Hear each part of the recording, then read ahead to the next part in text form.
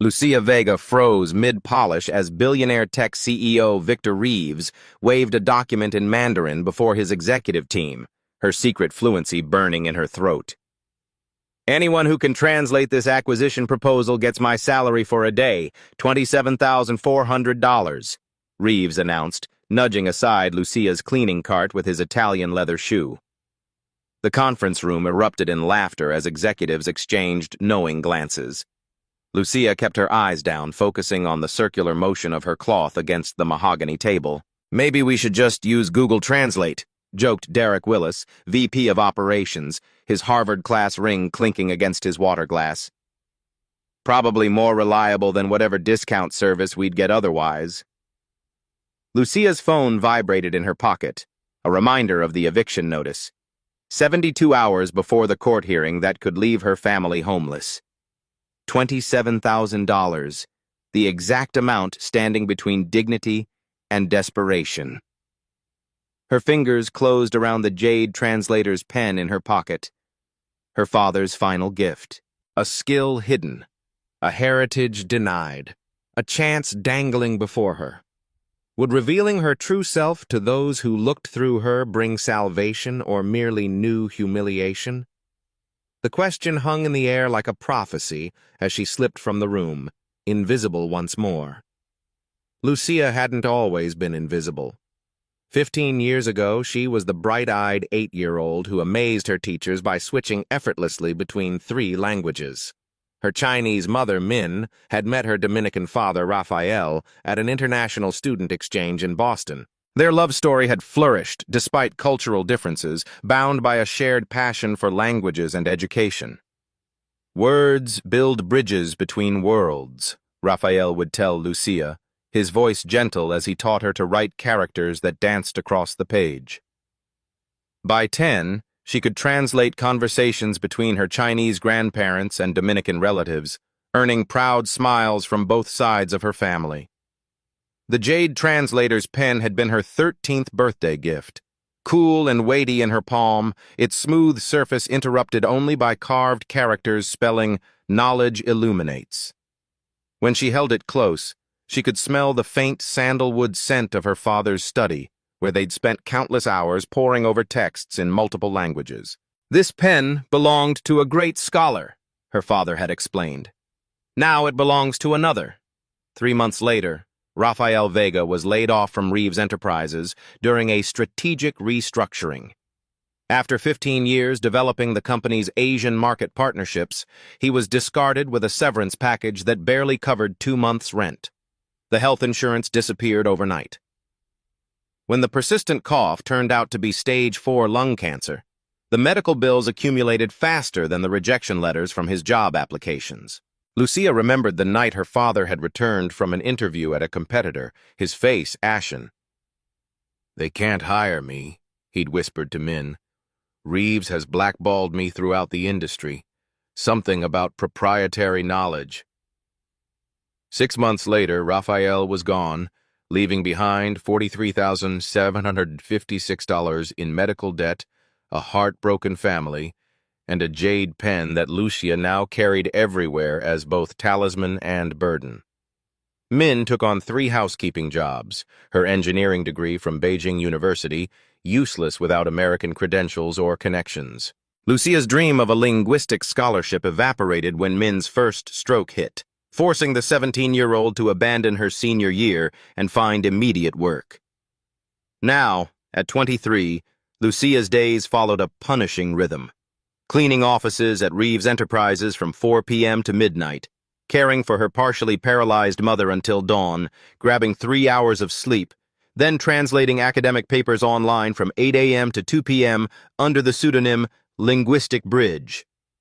The anonymous translation work paid $22 per hour, far better than her cleaning job's $14 to $25. But clients were inconsistent, and revealing her identity risked losing the healthcare coverage her mother desperately needed. 60 hours of work each week. Every month, $200 for rent on their 1-bedroom apartment, $463 for her mother's medications, $275 for the payment plan on her father's medical debt, $190 for groceries, $145 for utilities. The arithmetic of survival left nothing for savings. For 5 years, Lucia had moved through Reeves Enterprises like a ghost, emptying trash bins while executives discussed billion-dollar deals. She'd learned to make herself invisible while her ears caught everything: strategic acquisitions, product launches, personnel changes. Her fluency in Mandarin, Spanish, and English transformed meaningless background noise for others into valuable intelligence for her. She knew Victor Reeves had cut employee retirement contributions while purchasing a $14.2 million vacation home in Aspen. She knew Derek Willis had taken credit for the Singapore expansion strategy that junior analyst Priya Sharma had actually developed. She knew the company's public commitment to diversity masked systemic wage gaps. Maintenance staff were 87% people of color, while executive leadership was 94% white. Knowledge without power. Intelligence without opportunity. Lucia cleaned their coffee rings while understanding every word they said about Asian markets, Hispanic consumers, and untapped multilingual demographics. The irony wasn't lost on her, but irony didn't pay bills or prevent evictions.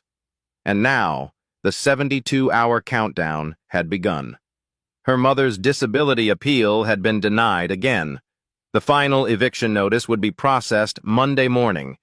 Without $25,000 for back rent and legal fees, they would join the invisible ranks of the displaced, those who built, cleaned, and sustained the city without being welcomed by it. The document appeared on Reeves' desk at precisely 10:17 a.m. on Friday morning.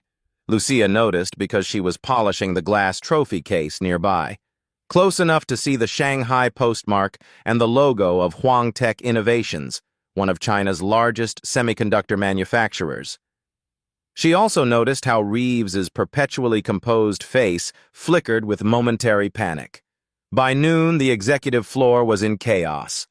Urgent meeting notifications pinged across monitors. The translation team was scrambled. Then the bad news delivered. Lin, the head translator, was in Beijing visiting family, and his 2 associates were at an industry conference in Tokyo. Lucia emptied wastebaskets methodically, moving through the commotion like a shadow, when Reeves burst from his office, waving the document. "Everyone in the conference room, now!" She should have left. Her shift technically ended at noon on Fridays, but curiosity, or perhaps fate, kept her lingering, wiping down already clean surfaces as the executives assembled. Reeves slammed the document onto the table. "Huangtech is offering us exclusive manufacturing rights for our new processor. This could double our market share in Asia." "That's fantastic news," ventured Willis, the confusion evident in his voice. "It would be," Reeves snapped, "if we could read the damn thing. They've sent it in Mandarin, and our translation team is unavailable. They want a response in 72 hours, or they're taking the deal to Samsung." Lucia's heart quickened. She recognized several characters visible on the cover page, technical terms her father had taught her, specifications for semiconductor manufacturing tolerances. "Can't we use a service?" asked Priya Sharma. "For something this confidential and technical?" Reeves scoffed. "Do you want our competitive advantage leaked to every tech firm in Silicon Valley?"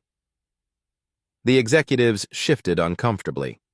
Lucia's cloth moved in silent circles on the credenza. "I'll make it worth someone's while," Reeves continued, his voice taking on a performative edge as he noticed her presence. "Translate this 30-page proposal accurately in 48 hours, and I'll give you my daily salary. That's $27,400. The room fell silent. Then Willis laughed, others joining nervously. "Maybe even the cleaning lady can try," Reeves added, gesturing toward Lucia. "Though I doubt they teach Mandarin in housekeeping school." More laughter, sharper this time. Lucia kept her eyes down, but her fingers tightened around her cleaning cloth. "We'll divide it among the team," Willis suggested. "Use translation software for the first pass, then clean it up." "Fine," Reeves conceded. "But remember, 72 hours until Huang walks. And these documents don't leave this building. Security protocols in full effect." As the executives dispersed, grabbing copies of the document, Lucia noticed 2 things. First, they were badly mistranslating even the title page, murmuring about partnership opportunities when the characters clearly indicated exclusive manufacturing contract. Second, the 72-hour deadline aligned precisely with her eviction timeline. Reeves's daily salary would cover her mother's immediate medical needs and the overdue rent. But revealing her skills could cost her job if she failed, or worse, if she succeeded and threatened the executives' egos. And what if the document contained the same predatory policies that had destroyed her father's career? Would the same company that had ruined her family now profit from her hidden talent? And if she refused this chance, would she ever forgive herself? Lucia made her decision at 1:43 a.m., standing in the dim light of her apartment kitchenette. Her mother slept fitfully in the converted living room, medical monitors casting blue shadows across her face. The eviction notice lay beside Lucia's translation notes, the number 72 circled in red, counting down the hours until Monday's court hearing. She wouldn't reveal herself directly. Not yet. Too risky. But she could test the waters, see how valuable her skills might prove. Saturday night found her back at Reeves Enterprises, her cleaning uniform a perfect disguise for after-hours access. The executive floor stood empty, the security guard nodding familiarly as she wheeled her cart past his station. "Working weekend overtime, Lucia?" "Mi madre needs medicine," she answered, exaggerating her accent, playing the role they expected. In the conference room, executives had left their translation attempts scattered across the whiteboard, a mess of mistranslated technical jargon and business terms. Lucia winced at their mangled interpretations. Using her jade pen, she carefully corrected 3 critical sections, translating the complex semiconductor terminology with precision. She signed it simply, Night Owl. The corrections were specific enough to demonstrate expertise, but limited enough to seem like helpful hints rather than a complete solution. A test balloon to gauge reaction. By Sunday morning, her anonymous assistants had created a stir. Arriving early with her cleaning cart, Lucia lingered near the conference room door, eavesdropping. "Who the hell is Night Owl?" Reeves demanded. "Security says nobody unauthorized entered the building," Willis responded. "Must be someone on our team." Lucia watched through the gap in the door as Willis studied the whiteboard, his expression calculating. Then, to her disbelief, he erased her signature and turned to Reeves. "Actually, I did this part," Willis claimed smoothly. "I've been studying Mandarin privately. Didn't want to make a big deal of it until I was more fluent, but given the emergency..." Reeves clapped him on the shoulder. "Finally, some initiative around here. Take point on this, Willis. Coordinate the team's efforts." Lucia's small victory turned to ash. Willis, promoted to project lead based on her work. The injustice burned, but she couldn't afford indignation. Not with only 48 hours remaining before eviction. That night, with her mother finally asleep, Lucia spread the photographed documents across their kitchen table. Working through the technical portions, she discovered something that made her blood run cold. The contract included provisions for workforce optimization requirements, language that would allow Reeves to lay off 300 workers at the manufacturing plant in exchange for reduced production costs. Among those workers would be her mother's cousin's family, who had finally found stability after immigrating last year. Lucia sat back, the jade pen suddenly heavy in her hand. Complete the translation anonymously and enable more families to suffer? Or reveal herself and risk everything? Her phone buzzed with a text from her supervisor. "New security cameras installed in executive wing. All cleaning staff must complete tasks before 7 p.m. until further notice." The window was closing. With her after-hours access restricted, Lucia resorted to desperate measures. During her Monday shift, she hid in bathroom stalls during breaks, translating frantically on scraps of paper. She worked through lunch in the supply closet, racing against both Reeves's deadline and her own, now just 58 hours until the eviction hearing.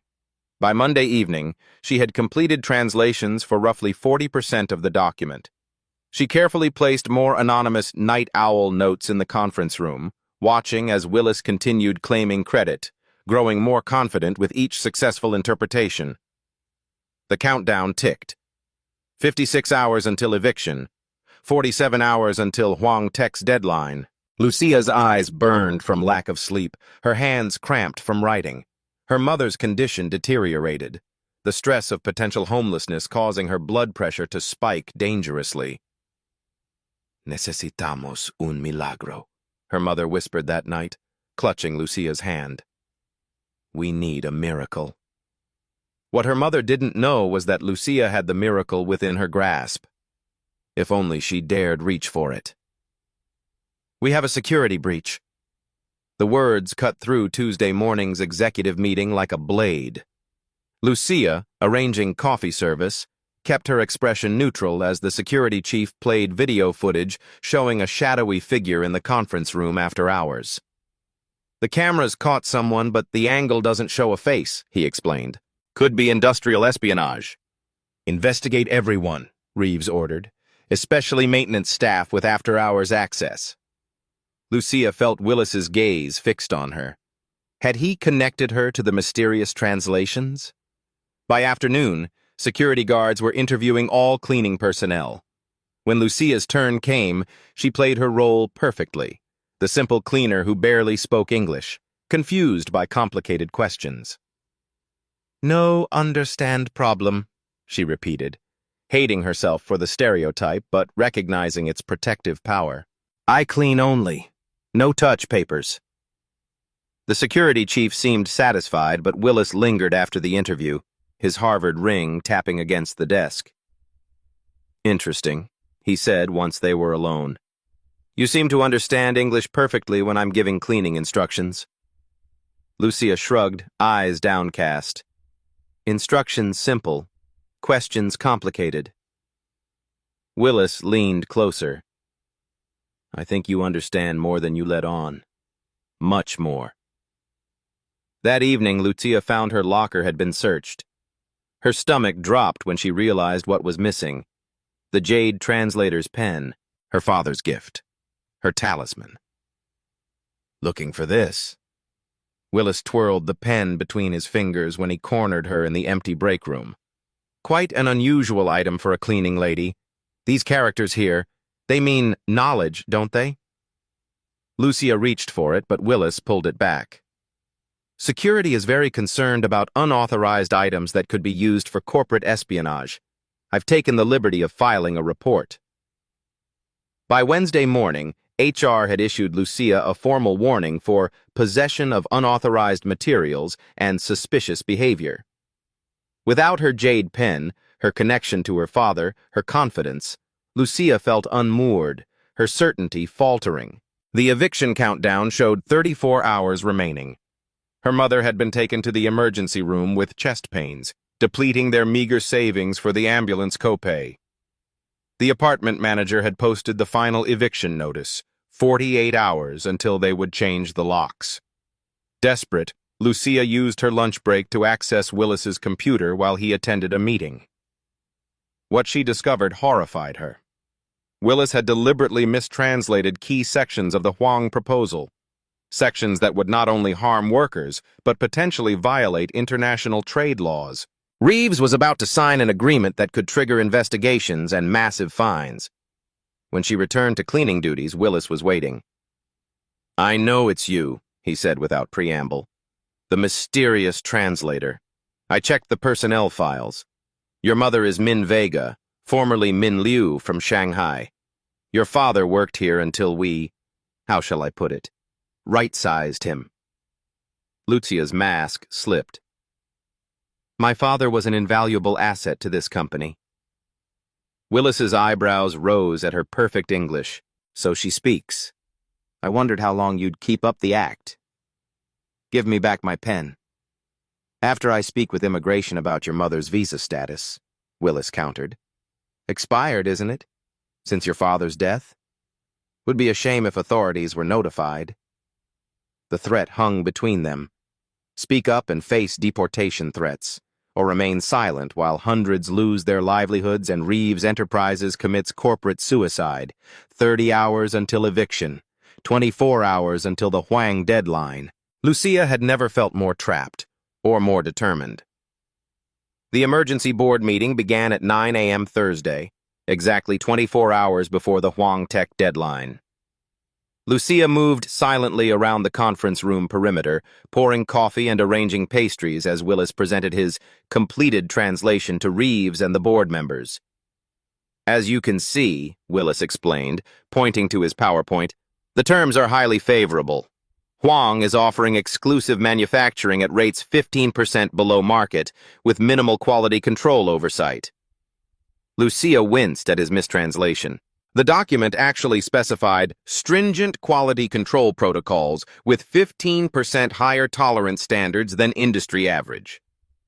Their only unusual request, Willis continued, is accelerated production scheduling using what translates roughly as modified staff allocations. Lucia's hands trembled as she refilled the water pitcher. Willis was deliberately obscuring the mass layoffs the contract would require. There's a technical section about the Liudong Moxing process that's still unclear, Willis admitted, butchering the pronunciation so badly that Lucia couldn't stop herself from flinching. Reeves noticed. Something wrong with the coffee, girl? All eyes turned to her. The moment stretched, her future balanced on a knife's edge.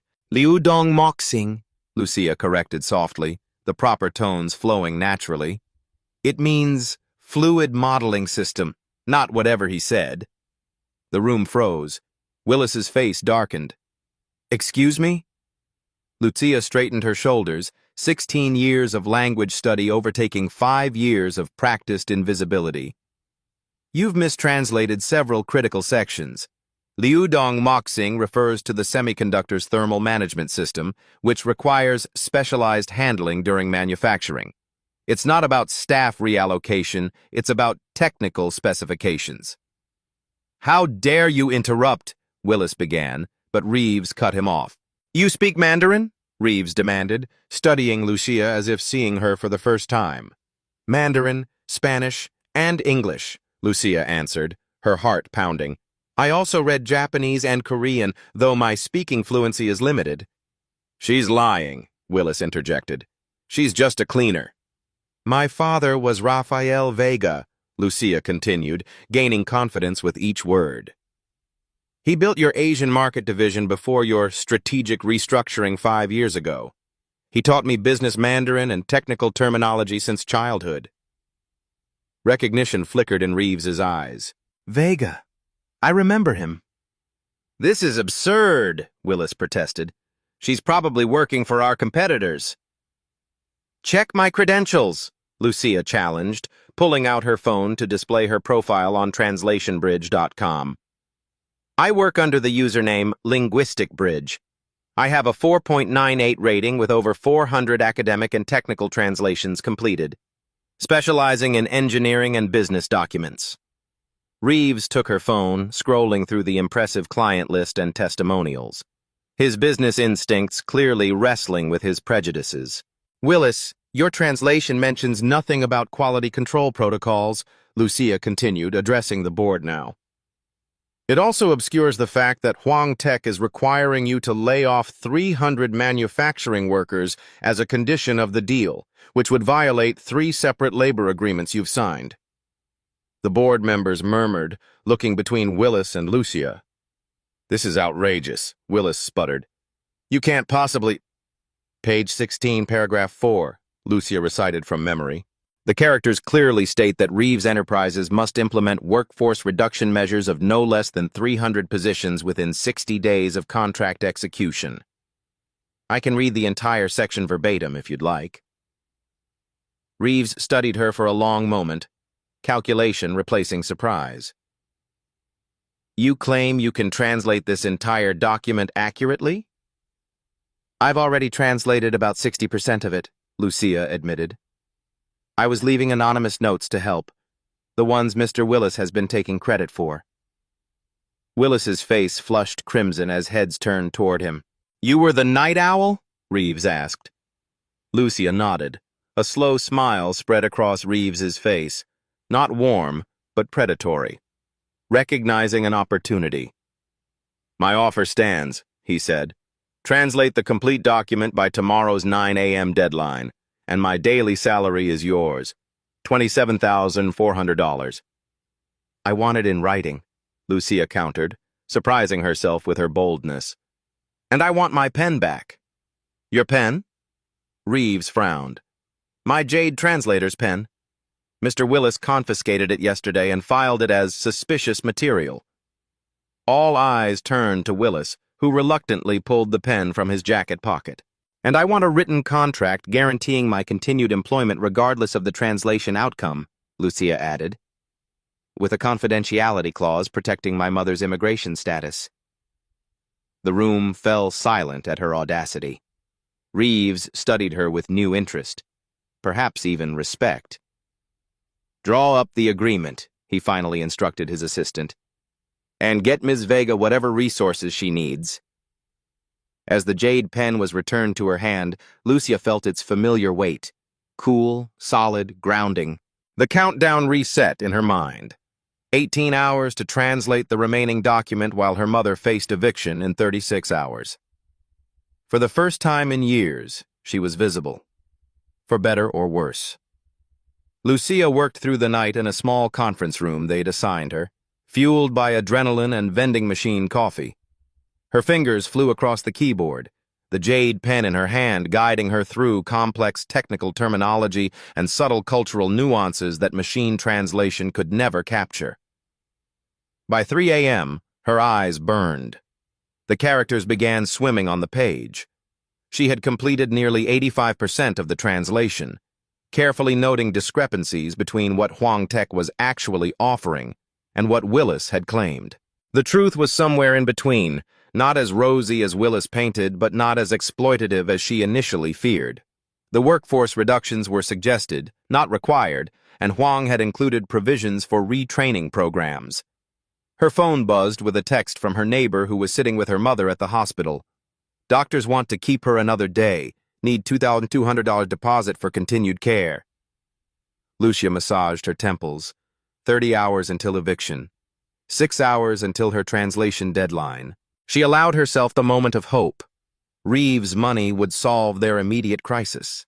She could negotiate with the landlord, pay the hospital, perhaps even find better housing closer to medical facilities. She rested her head on her arms, just for a moment. The crash of coffee splashing across her desk jolted her awake. Lucia gasped as hot liquid spilled across her handwritten notes and seeped into her laptop keyboard. "Oh, clumsy me!" Willis stood over her, empty coffee cup in hand, fake concern plastered across his face. "I was just bringing you a fresh cup. You looked so exhausted." Lucia jumped up, frantically dabbing at the spreading liquid with tissues. Her laptop screen flickered, then went black. "My translation?" she began, panic rising. "Don't worry," Willis said with a smile that didn't reach his eyes. "I took the liberty of moving your digital files to my secure drive, for safekeeping. Can't be too careful with such sensitive material." "Give them back," Lucia demanded, her voice steady despite her racing heart. "I would, but unfortunately, there seems to have been some sort of corruption. Technical glitch." He shrugged. "These things happen." The digital backup was gone. 4 hours before deadline, Lucia would need to reconstruct critical sections from memory and the coffee-stained notes that remained legible. As Willis sauntered out, he called over his shoulder, "Reeves expects perfection, you know. One mistranslated clause could cost the company millions. I'm sure he'll understand if you need to. Withdraw from the challenge." Lucia's phone buzzed again. This time her landlord. "Eviction processor coming tomorrow morning instead of Monday. Legal approved acceleration due to repeated late payments." She stared at the ruined papers, the dead laptop, feeling the walls closing in. 3 hours of work lost. Mother in the hospital. Eviction imminent. Willis had outmaneuvered her at every turn. For one moment she considered giving up, walking away, finding another cleaning job somewhere Reeves and Willis couldn't touch her. Then her phone rang. The hospital. Her mother's condition had worsened. They needed payment authorization for additional treatment. Lucia worked frantically, recreating translations from memory, her hand cramping around the jade pen. 2 hours passed. 3. As dawn broke, exhaustion overtook her. Her head drooped, eyes closing despite her best efforts. She awakened to Reeves standing over her, Willis smirking behind him. The wall clock showed 8:47 a.m., 13 minutes until deadline. "I expected this," Reeves announced, taking in her disheveled appearance, the scattered papers, the coffee stains. "People should stay in their lanes. Housekeepers clean, executives execute. That's why I'm rich and you're, well, exactly where you belong." He turned to his assistant. "Draft a termination notice. Clearly, Ms. Vega violated company policy by accessing confidential documents without proper authorization." "But our agreement," Lucia protested, "was contingent on delivery," Reeves cut her off. "And you failed to deliver. I can explain." "Call Translation Pro," Reeves instructed Willis, ignoring her. "See if they can start from scratch this afternoon. We'll have to ask Huang for an extension." Willis's triumphant expression said everything. Lucia sat frozen, watching her one chance at saving her family collapse under corporate cruelty. Her father's voice echoed in her memory. "Words build bridges between worlds." But what happened when those bridges were deliberately burned?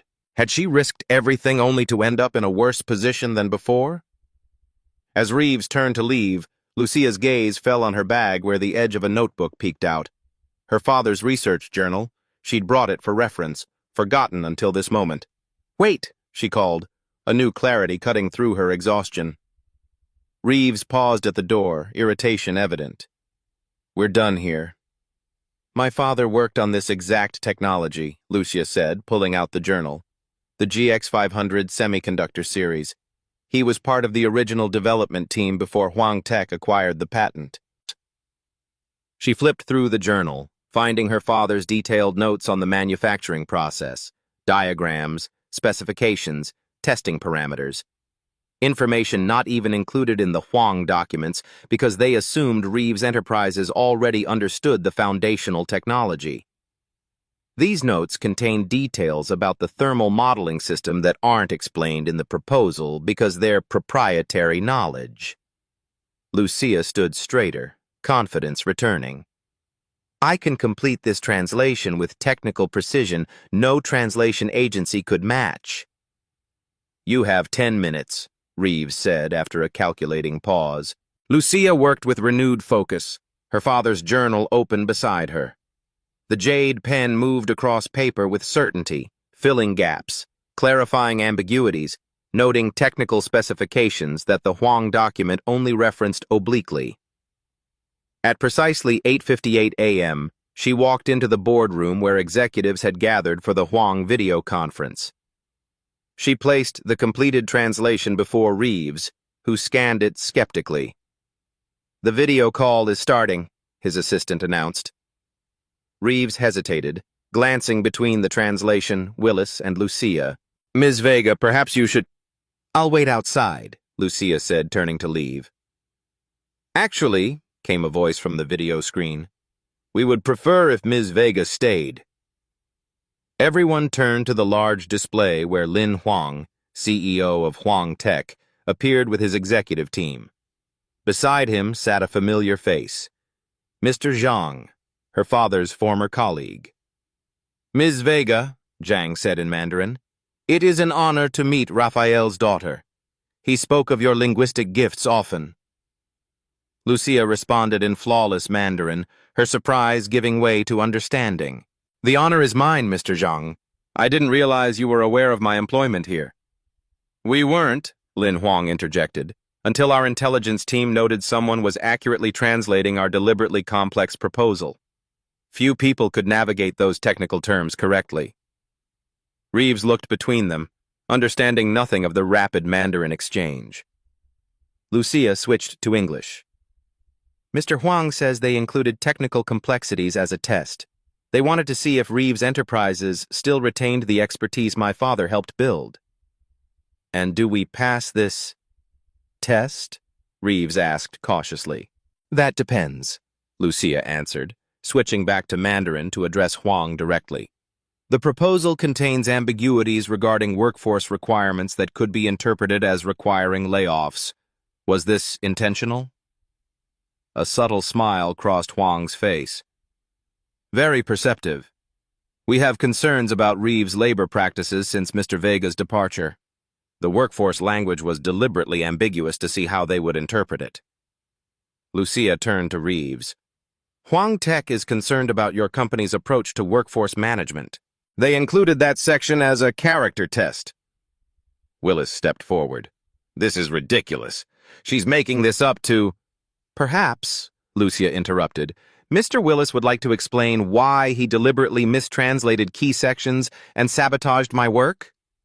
She pulled out her phone, showing security footage she'd recovered during her night of research.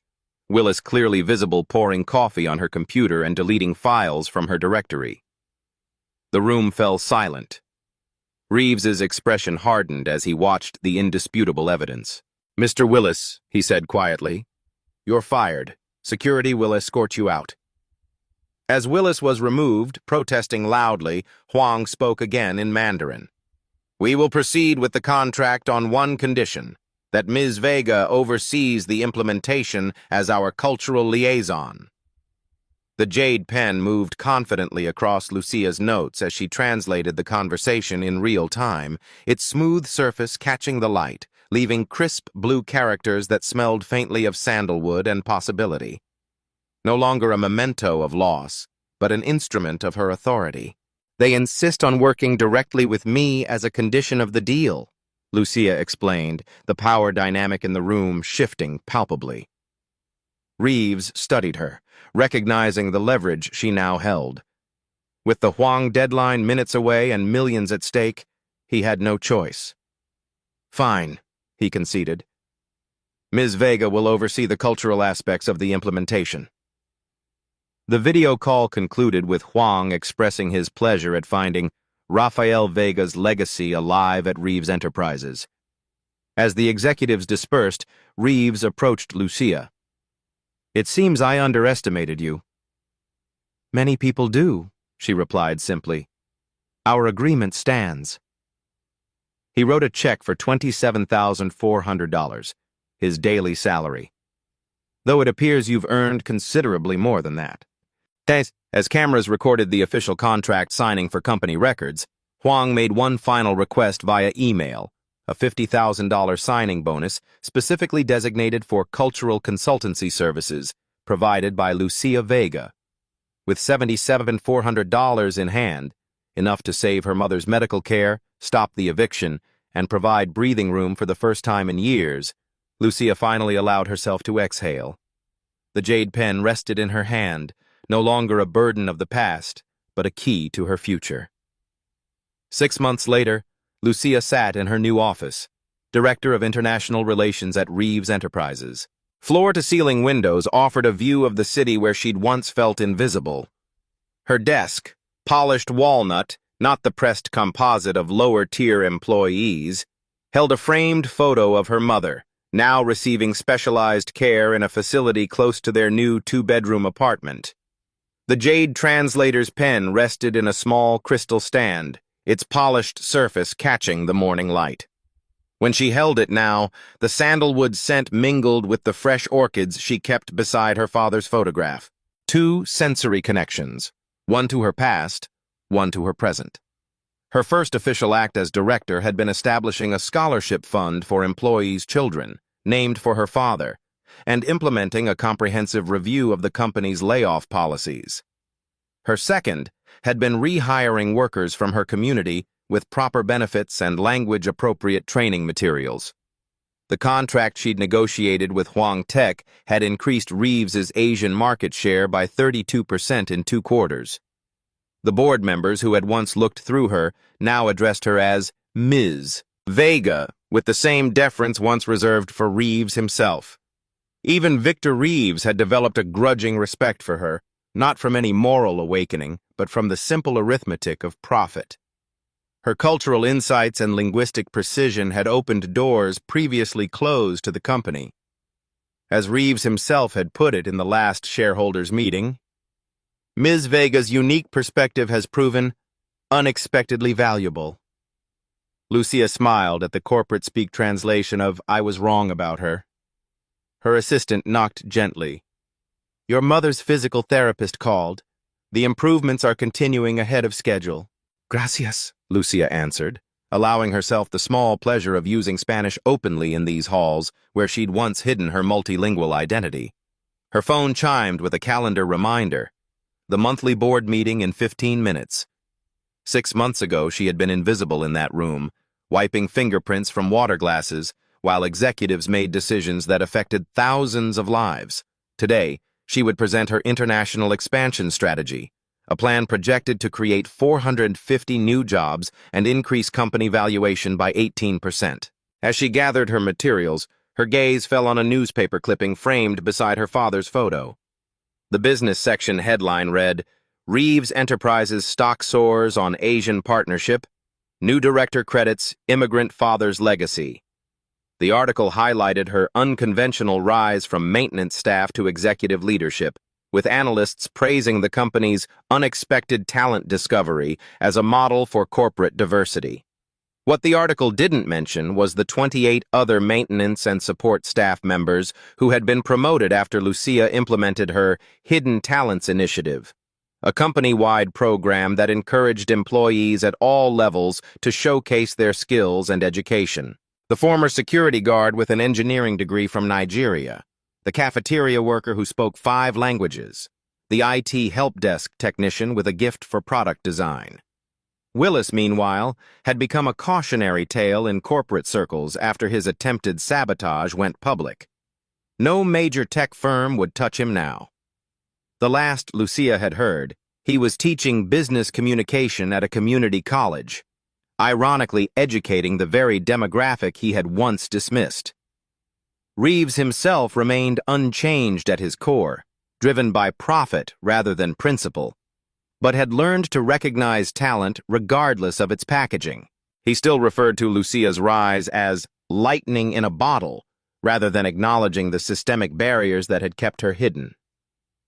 But actions spoke louder than words, and his willingness to reform hiring and promotion practices had real-world impact beyond performative statements. As Lucia walked toward the boardroom, employees greeted her by name, some in English, others in Spanish or Mandarin, each interaction a small bridge between worlds. She carried her father's jade pen not as a secret talisman, but as a visible symbol of her heritage and expertise. The board members rose when she entered, a sign of respect that still surprised her. As she prepared to present her vision for the company's future, Lucia thought of her mother, now taking college courses online to refresh her engineering credentials, and of the cleaning staff who now looked her in the eye instead of averting their gaze. Visibility had its price, the scrutiny, the pressure, the knowledge that she represented more than just herself in these rooms. But invisibility had cost far more. The talent wasted, the voices unheard, the bridges unbuilt. "Good morning," she began in 3 languages, watching the board members' appreciative nods. "Today, we're going to discuss how embracing multiple perspectives transforms not just our culture, but our bottom line." Lucia clicked to her first slide, displaying the 32% market share increase alongside the 24% improvement in employee retention since implementing her initiatives. Numbers spoke every language, especially in boardrooms. "Talent doesn't always arrive in expected packages," she continued, "but companies that recognize it regardless of its wrapping gain competitive advantage. Let me show you how." The jade pen moved confidently across her notes as she led the company's leadership into a future her father could only have dreamed of, one where bridges between worlds became highways of opportunity. Has someone ever underestimated your potential? Did you have a moment when you finally showed your true value, just like Lucia? Share your story in the comments below. I want to hear how you transformed from invisible to invaluable. If you enjoyed this story of hidden talent and unexpected triumph, don't keep it to yourself. Subscribe to Beat Stories for more powerful narratives that will inspire you to reveal your own hidden strengths. Hit that like button if you've ever been underestimated, and ring the notification bell to never miss our weekly uploads of life-changing stories. Remember, your next chapter could be just one brave decision away, just like Lucia's was. Beat Stories, where your potential becomes your power.